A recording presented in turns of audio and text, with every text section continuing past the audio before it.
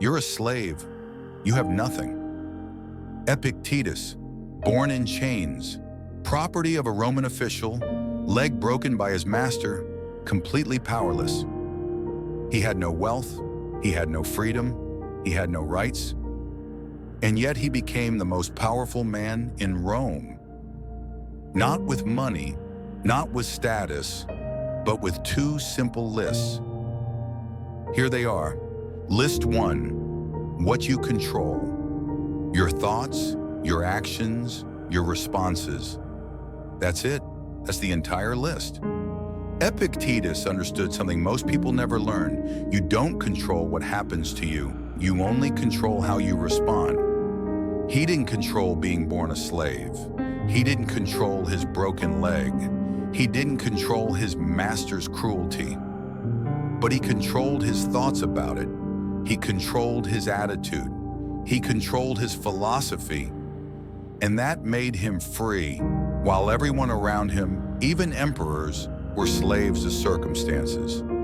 Every morning in chains, he practiced this principle. He couldn't control his master's orders, but he could control his obedience with dignity.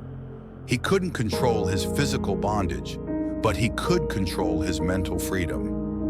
This is how a slave became a philosopher, not by changing his circumstances, but by mastering himself. Scripture teaches the same truth. Work out your own salvation, Paul wrote. God gives you the choice. God gives you the responsibility. Even Jesus in the garden, he couldn't control the crucifixion, but he controlled his response, not my will, but yours. You can't control the storm, but you can control the ship. You can't control your boss, but you can control your work ethic. You can't control your father's anger, but you can control your response. You can't control the economy, but you can control your savings discipline. You can't control your genetics, but you can control your training. You can't control aging, but you can control how you age with dignity.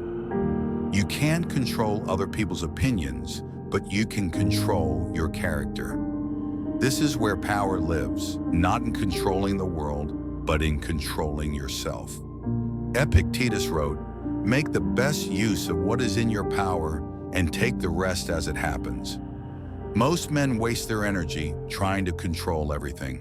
The weather, other people, the past, the future, all while ignoring the one thing they actually control, themselves.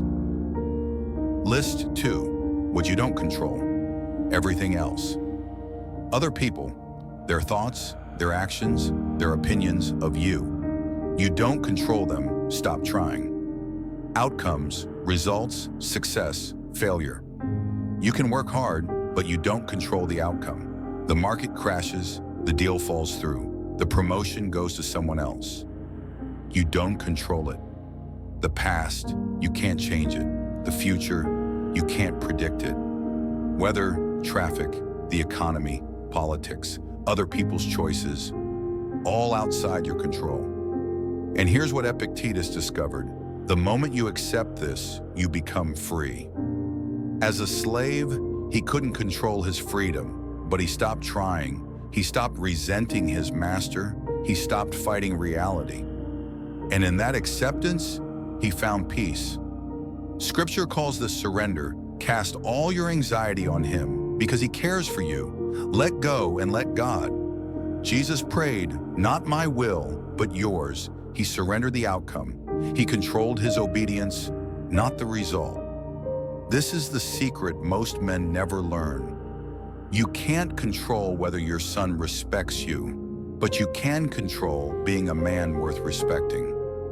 You can't control whether your business succeeds, but you can control your work ethic and integrity.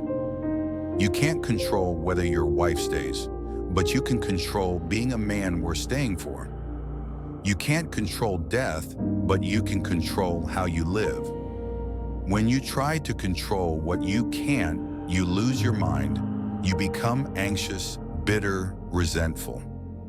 But when you release what you can't control, you gain everything. You gain peace.